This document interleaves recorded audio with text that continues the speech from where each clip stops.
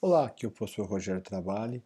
Dando sequência à Educação Física Integrada, vamos comentar algumas questões daquele material que eu já passei para vocês, lembrando que as respostas de 1 a 15 já estão no Google Classroom e posteriormente passarei o restante. A característica do processo de ensino-aprendizagem nos esportes coletivos. O processo de ensino-aprendizagem dos esportes coletivos, como futebol, basquetebol, handball, envolve a resolução de problemas por meio de tomar decisão, fundamentadas em conteúdo tático e associação de processos motores. Os jogos coletivos são executados sob diferentes condições de cooperação e oposição, o que aumenta a sua imprevisibilidade e a necessidade de adaptação dos jogadores para resolver as situações. Durante um jogo, aparecem diversas situações que não têm resolução fixa, por isso é necessária uma atitude tática estratégica permanente do jogador. E ambos nós estamos citando aí autores de 2009 e 2004. Característica do processo de ensino-aprendizagem dos esportes coletivos. Nos jogos esportivos coletivos, a elaboração do processo de ensino-aprendizagem deve ser cuidadosa, de modo a promover e a desenvolver as competências dos alunos e respeitar suas diferenças. O método de ensino-aprendizagem do esporte coletivo. Literatura. São descritos diversos métodos de ensino-aprendizagem aplicados aos esportes coletivos, entre os quais se destaca o método analítico, global e situacional. No método analítico, o processo de ensino-aprendizagem é fragmentado. As técnicas são executadas e repetidas sistematicamente sem a presença do adversário. Nesse método, são ensinadas tanto as táticas mais simples quanto as mais complexas. O aprimoramento do gesto técnico é enfatizado, mas a falta de adversário não estimula a tomar a decisão do jogador e não estimula a compreensão das interações envolvidas no jogo. No método global, a equipe aprende o conteúdo tático no jogo, propriamente dito. Por meio de tentativa e de erro, o jogo deve ser simplificado e considerar a capacidade dos praticantes, tendo por objetivo produzir e ampliar os conhecimentos específicos para o jogo, as relações sociais e os planos de ação, segundo o Perfeito 2009.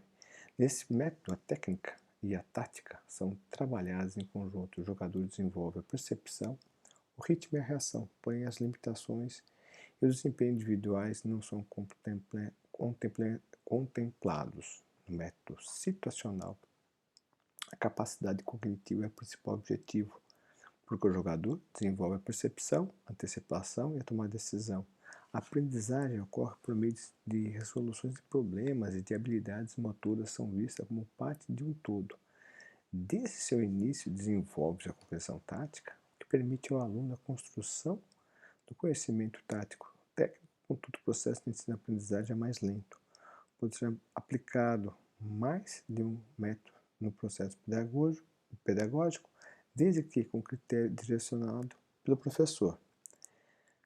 Também com as referências de Saad e de Perfeito. Aqui tem algumas indicações bibliográficas, por que isso é importante? Para o pessoal que está fazendo o PTCI, tanto do sétimo como do oitavo, possa utilizar essas referências nos trabalhos. E vamos para uma questão. Com relação ao processo de ensino-aprendizagem de esportes coletivos, avalie as informações a seguir. 1. O método por partes pode ser caracterizado pelo ensino de cada uma das partes de uma habilidade. 2. O método pelo todo consiste na utilização de toda habilidade a ser aprendida. 3. O método situacional é caracterizado pela prática de situações de jogos nas quais comportamentos individuais e coletivos são extraídos do jogo propriamente dito. E 4. A escolha entre o método por parte e o método pelo todo deve levar em consideração o nível de complexidade e a organização da habilidade. O que é correto afirmar? Nós temos alternativas 1, 2, 3, 4. As afirmativas corretas são a 1, a 2, a 3 e a 4. Todas elas são corretas, porque a alternativa 1 refere-se ao método analítico caracterizado pela decomposição da modalidade de elementos técnicos. 2, a alternativa refere-se ao método global, em que o aprendizado ocorre na prática durante os jogos coletivos. Logo, a utilização de toda habilidade a ser aprendida. 3. O método situacional, caracterizada por jogadas básicas que possibilitam ao jogador o conforto com situações reais de jogo. Esse método estimula a tomar decisão e o reconhecimento de situações táticas, de situações comportamentais, individuais e coletivas, de ataque e defesa. E o 4. A escolha entre o método deve respeitar a individualidade do jogador. Alternativa correta aí. Atividades aquáticas e propriedades físicas da água. Entre as propriedades físicas da água que atuam sobre os praticantes de atividades aquáticas, como a natação, a hidroginástica, destacam-se a densidade, o impulso, a pressão, a hidrostática e a viscosidade. A densidade é a razão entre a massa e o volume ocupado por essa massa. A densidade da água é igual a 1 grama centímetro cúbico. E a densidade do corpo humano é, em média, 0,97 gramas por centímetro de metro cúbico. O objeto, uma pessoa com densidade menor do que 1, flutua e maior do que 1, afunda. Pelo princípio de Arquimedes, quando um corpo está submerso, ele recebe uma força contrária, empuxo, intensidade igual ao peso do volume de líquido deslocado. Para que o corpo flutue, são necessárias ações de duas forças de mesma intensidade e direção, vertical e sentido oposto. A força, peso e o empuxo, cujo ponto de aplicação são o centro de gravidade do corpo e o centro de empuxo, centro de gravidade do líquido deslocado, respectivamente. Quando o centro de gravidade G e o centro de empuxo C coincidem, o corpo permanece em posição estável. Por isso, quando a força do empuxo é igual ao peso, o corpo fica em equilíbrio de flutuação na superfície da água. A próxima figura 1 apresenta as forças que agem para equilíbrio de flutuação. O centro de gravidade não é alterado, porém o centro de empuxo pode mudar porque está localizado no centro de gravidade do líquido deslocado pelo corpo. Então tem a representação do empuxo, da força-peso, centro de gravidade e centro de empuxo. A lei de Pascal afirma que pressão hidrostática em um corpo submerso exerce de forma igual em todas as superfícies corporais submersas, situadas em uma mesma altura na coluna de água. A coluna de líquido acima do corpo determina a pressão, e desse modo, quanto maior a profundidade, maior a pressão exercida. A viscosidade refere-se à força de coesão intermolecular, ou seja, a atração das moléculas do fluido entre si, que ocasiona resistência ao movimento. Assim, quanto maior a viscosidade do líquido, maior a força necessária para movimentar-se. São formas de diminuir o atrito, pois quanto menor a quantidade de água no caminho, maior a eficiência. Ao realizar o chute no nadocral, é importante que o nadador não quebre a superfície da água ou movimente as pernas abaixo da linha do corpo, a fim de não ocorra desequilíbrio em relação às forças propulsivas e resistivas. Posição do corpo do atleta na água é essencial para a performance. A ação dos braços garante a maior parte da propulsão e é dividida em duas fases: a fase subaquática propulsiva e a fase de recuperação. Na fase propulsiva, os braços estão alongados na superfície da água e as mãos atravessam a superfície da água e se movem para baixo. Quando a mão chega na linha do ombro do nadador, inicia a propulsão com as palmas das mãos voltadas para baixo, cotovelo flexionado e elevado. No final, o braço do nadador empurra a água para trás e traz para fora, terminando o movimento com o braço na linha da cintura. Para gerar a propulsão, o nadador acelera determinada massa de água, ou seja, há um gasto energético para a movimentação da água para trás. A fase de recuperação não contribui para a propulsão. Com a mão próxima da coxa, o cotovelo sai primeiro da água e em seguida sai a mão, que entrará novamente na água na próxima etapa. A próxima figura 2 mostra a técnica do nado crawl ou nado livre.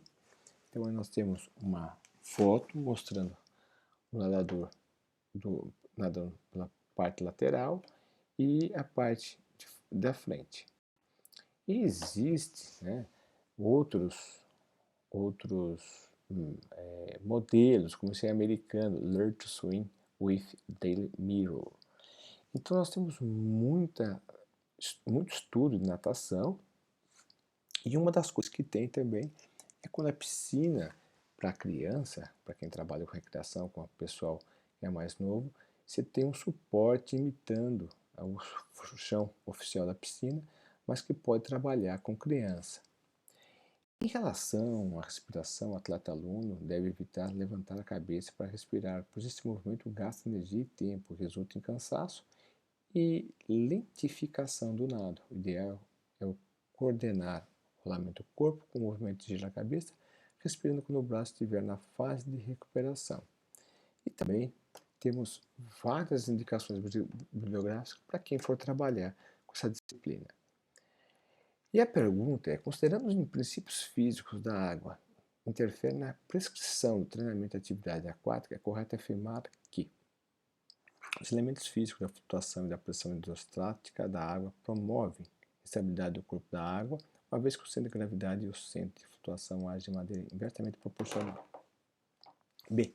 A pressão hidrostática, que pode ser sentida quando o indivíduo entra na piscina atua de forma igual em todas as partes intensas do corpo e, portanto, não é a mais evidente em algum dos segmentos corporais. Por sua vez, a flutuação é sentida pelo indivíduo que se exercita na água a partir de seu grau de imersão.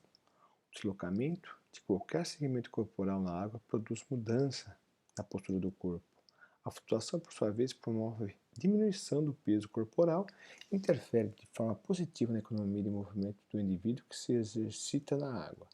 A flutuação pode ser usada para auxiliar o movimento quando o membro é movido no sentido da superfície de água e para resistir ao movimento quando o membro é movido desde a superfície de água para a posição vertical. Por sua vez, a pressão hidrostática age como uma resistência multidirecional que influencia a expansão torácica.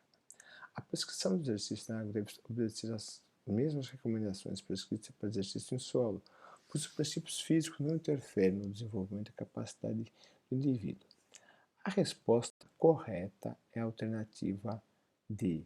A água pode resistir ou facilitar os movimentos. A água facilita os movimentos em direção à superfície e oferece resistência a qualquer movimento realizado acima da velocidade crítica. A pressão hidrostática diminui e a responsabilidade torácica aumenta o trabalho respiratório. O nado crawl caracteriza como o mais rápido dos estilos competitivos. Erros presentes na sua execução e tem influências diretas no rendimento do nado. Com relação à técnica mais adequada do movimento do nado crawl, assinale a alternativa correta. A. Na ação das pernas, o movimento se inicia no joelho, gerando proporção suficiente para manter o quadril na linha da água. Na ação dos braços, a mão deve ser tracionada junto ao corpo, diminuindo o braço da alavanca, elevando a um ganho de potência. Na fase de tração, as mãos dos cotovelos atingem a água ao nível do ombro, produzindo sobre a água uma pressão propulsora. A respiração, o atleta deve promover a elevação da cabeça, abaixando os quadris e, consequentemente, aumentando a propulsão. E, na coordenação dos movimentos, um dos braços deve efetuar a recuperação antes que o outro inicie a tração, conseguindo assim economizar energia. A resposta correta é a alternativa C. Justificativa. Na fase de tração, inicia a propulsão quando as mãos e os cotovelos chegam à linha de ombro. Deve haver pressão suficiente criada no antebraço e na superfície das mãos voltada para trás. E agora uma sugestão, nós temos um aluno, o Leonardo de Deus, ele é aluno da turma da noite, do 7º, e tem uma sugestão para quem não assistiu, a prova dele, dos 200 borboletas nos Jogos Pan-Americanos de Toronto. Espero que goste, muito obrigado e até uma próxima.